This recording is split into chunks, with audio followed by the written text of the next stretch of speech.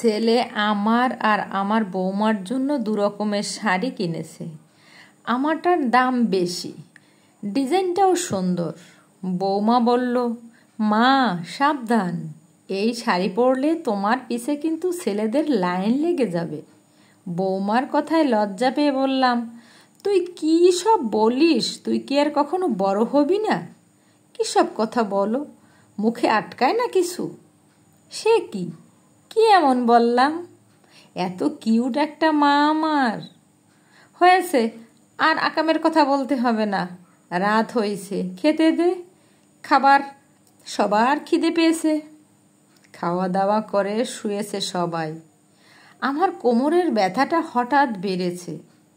ব্যথা সহ্য করতে না পেরে ঘরের বাইরে হাঁটছি।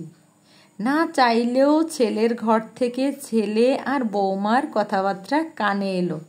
ছেলে বলছে, মায়ের শাড়িটা আমার খুব পছন্দ, প্রথমেই ওটা পছন্দ হয়েছে। বৌমা বলছে, হ্যাঁ আমারও খুব পছন্দ হয়েছে। তোমার পছন্দ হয়েছে মাকে বললে না কেন? পাগল নাকি? মাকে কেন বলবো? বললে তো আমায় দিয়ে দিত। তাও ঠিক।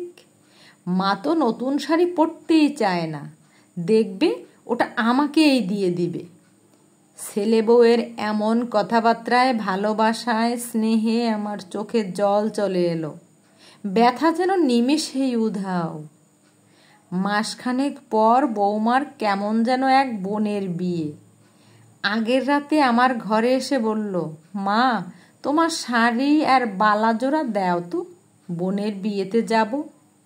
বিয়েতে যাবি, ভালো শাড়ি পর। এমন শাড়ি পরে বিয়ে বাড়িতে যায়? এত কিছু জানি না, তোমার শাড়ি পরতে ভালো লাগে আমার। আমার সময় নেই, তাড়াতাড়ি দাও তো।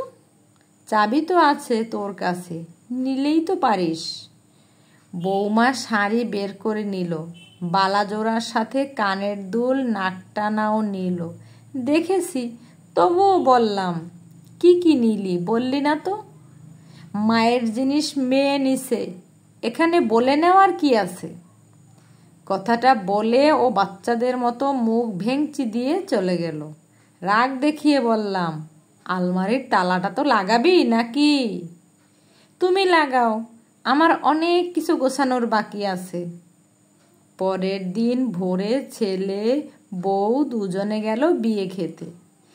3 বেলা ফোন করে বৌমা আমার আর আমার স্বামীর ওষুধ চিনিয়ে দেয়। সকালে কোন রঙের, বিকেলে, রাতে কোন রঙের সিরাপ খেতে হবে সেটাও বলে দেয়। রাতে শুয়ে শুয়ে ভাবছি, বৌমা খুঁজতে চেয়েছিলাম, মেয়ে পেয়ে গেছি।